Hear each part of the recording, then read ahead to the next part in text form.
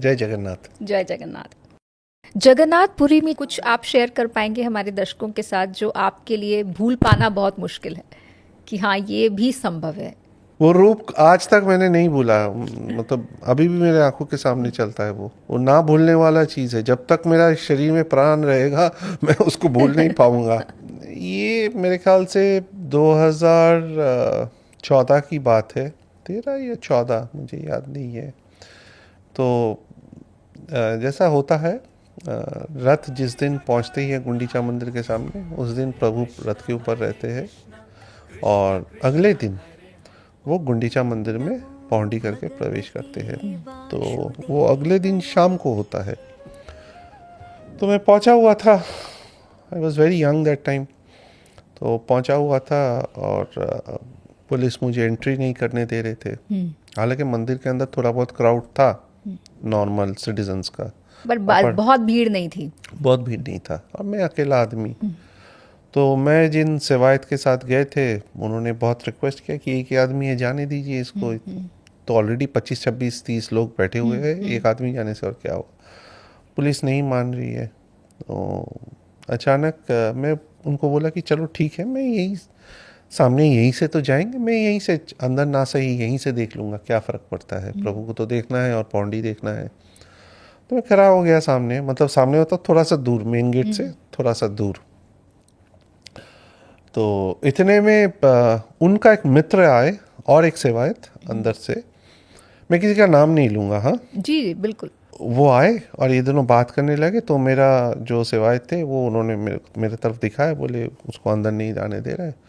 तो ये जो सेवायत है, जो इनका मित्र है, उन्होंने मेरे को इशारा किया आओ मेरे पास। तो मैं गया इनके पास। तो ये जो सेवायत थे, इनका 2 मिनट में, 2 सेकंड में रहता, मैं बताऊं, 2 सेकंड के अंदर इनका रूप चेंज हो गया। ये रूप चेंज हो गया इन द सेंस ये एकदम उग्र नरसिम्हा बन गए। इतना गुस्से में वो फूल गए। वो मेरे को ही डर लग रहा था कि मेरे लिए इतना गुस्सा क्यों हो रहा है, मैं इधर आके खड़ा हो जाऊंगा, क्या फर्क पड़ता है, देख लूंगा। अच्छा, वो दूसरे सिक्योरिटी गार्ड्स पर गुस्सा हो रहे थे? हाँ, कि इधर अंदर तुम लोग पैसा खा के और दूसरे लोगों को बिठा दिया है, एक बच्चा सा लड़का है, इसको अंदर नहीं जाने दे रहे हो, ये भक्त है, इसको क्या प्रॉब्लम है तुम्हें, और एक आदमी छोड़ने में क्या प्रॉब्लम है तुमको, कौन सा सिक्योरिटी इशू है, अब मैं बोल रहा हूँ। और वो इतना गुस्सा हो गए, इतना गुस्सा हो गए, और उन्होंने अचानक क्या किया, मेरे को ऐसे पीछे, ऐसे कॉलर के पीछे ऐसे पकड़ा और ले जाके एक धक्का मारा। अच्छा। मैं आपको बता रहा हूँ ऋचा जी, वैसा धक्का आज तक जिंदगी में मेरे को किसी ने नहीं मारा। उस एक धक्के में मैं कम से कम 15-16 फीट अंदर चला गया।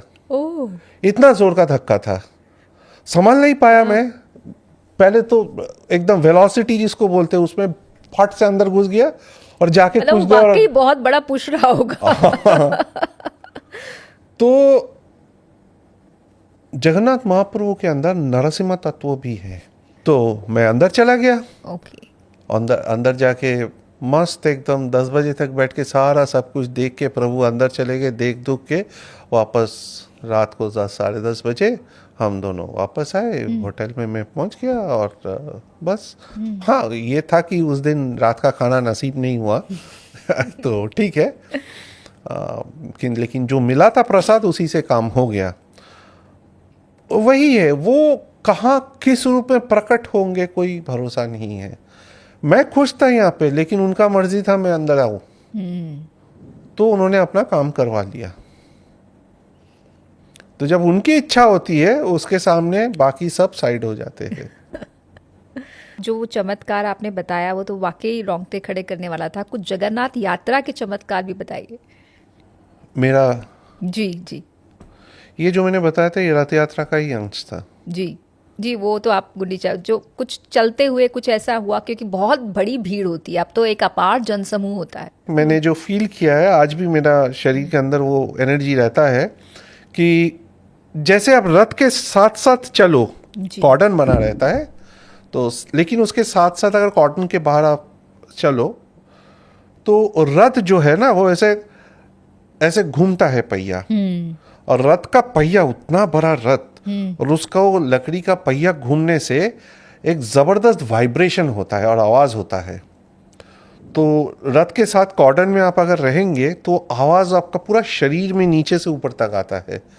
It's a vibration, right? It's an energy. तो वाइब्रेशन वो एकदम शरीर के अंदर आता है. तो वो जो वाइब्रेशन है वो बार बार मेरे को इच्छा होता है कि उसको दोबारा महसूस करूं. That is spiritual in nature. और एक घट घट करके एक आवाज होता है, क्योंकि वो जो गांठ है, जो चक्के का गांठ है, एक एक जैसे वो एक एक करके गांठ क्रॉस होता है, घट घट करके आवाज होता है. और जो घट है, ये जो आवाज होता है, उसके साथ एक जबरदस्त वाइब्रेशन भी आता है.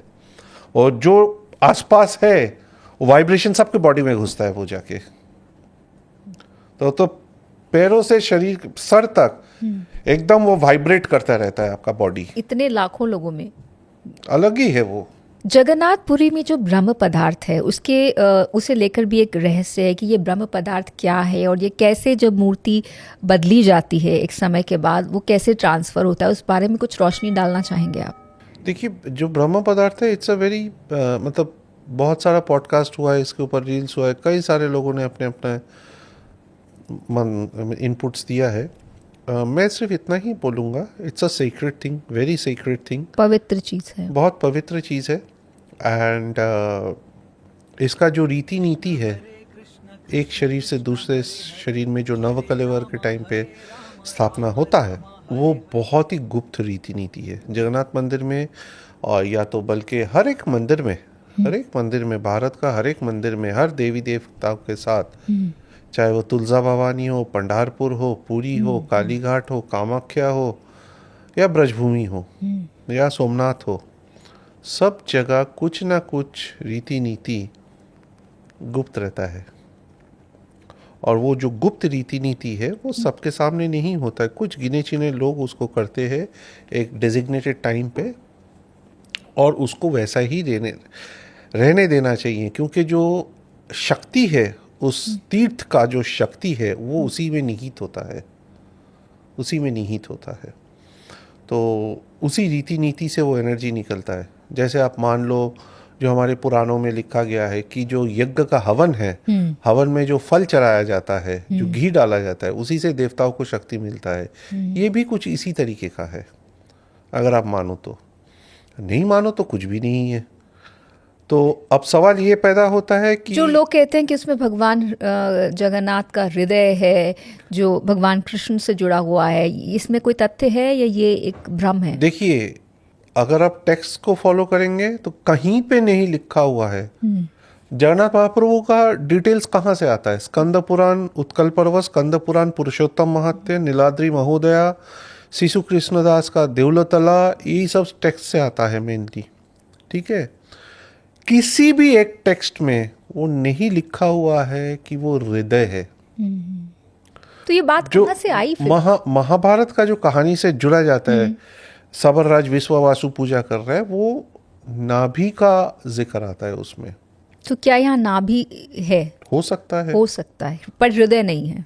देखिए, नाभि भी हो सकता है, नहीं भी हो सकता है. मैं जस्ट एक प्रोबेबिलिटी थ्रो कर रहा हूँ जिसका पॉसिबिलिटी ज़्यादा है, क्योंकि वो टेक्स्टों में डिफाइंड है. अब सवाल ये पैदा होता है कि है क्या चीज़. काफ़ी लोग मैंने देखा है बोला न्यूक्लियर है, वाइब्रेट करता है, एनर्जी है. तो फिर इतने करोड़ों जो भक्त जा रहे हैं, सबको रेडिएशन मिलना चाहिए था, रेडिएशन इफेक्ट करना चाहिए था. किसी को तो नहीं हो रहा है, इंक्लूडिंग मी. मैं इतनी बार गया हूँ.